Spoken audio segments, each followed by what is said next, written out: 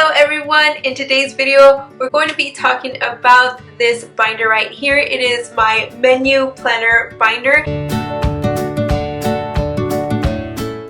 I'm Stephanie and I'm a stay-at-home mom of a 2-year-old boy, and I'm super passionate about living well on less. Whether it's saving on home decor, organization, or cleaning, all can be done on a budget.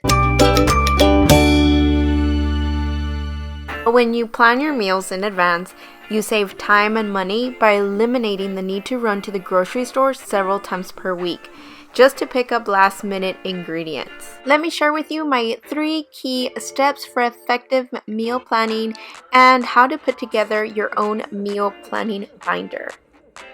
What you will need is a 1-inch binder, some page protectors, and this is optional, but you can grab some free printable templates to assemble your meal planning binder. I have created these and they're over at my website. You can get the cover for your binder, the grocery list, and a calendar to help you prep for the week or the month. I occasionally write some recipes, but mostly I refer to my food boards on Pinterest. But I have found it easier to make a menu of list of things I cook on a regular basis. It just makes the planning process that much faster. And you can plan weekly or monthly. Quick interruption, follow me on Instagram at Consider It All Joy, where I post a lot of behind the scenes of all the videos I post here on YouTube. I even share some fun recipes over on my stories. I look forward to seeing you there. Now back to the video. I recently started doing monthly with this whole quarantine and isolation in place. I just thought it was easier and it was one less thing I had to think about on a weekly basis. If I already had everything on the calendar, all I had to do was refer back to it and then make my grocery list. I use Post-its to fill out exactly what I plan to cook on that particular day of the week.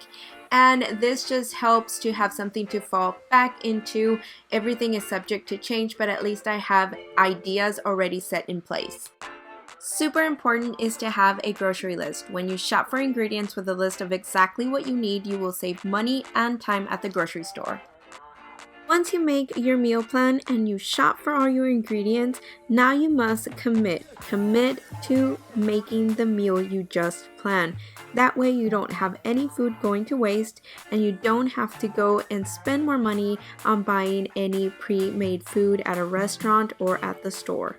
If you're new to meal planning, this is a perfect way to get started. It is a great way to stay on budget and to keep everything organized. For more tips on how to meal plan and stay on a budget for a family, please head over to this video here. I hope you enjoyed this video, and if you did, please give it a thumbs up, and don't forget to head over to my website so you can download all of the printables to put together your own menu meal planning binder. And also, if you're not already subscribed, go ahead and subscribe by hitting the red button down below so you don't miss any videos just like this one. I hope to see you again in the next one. Bye bye.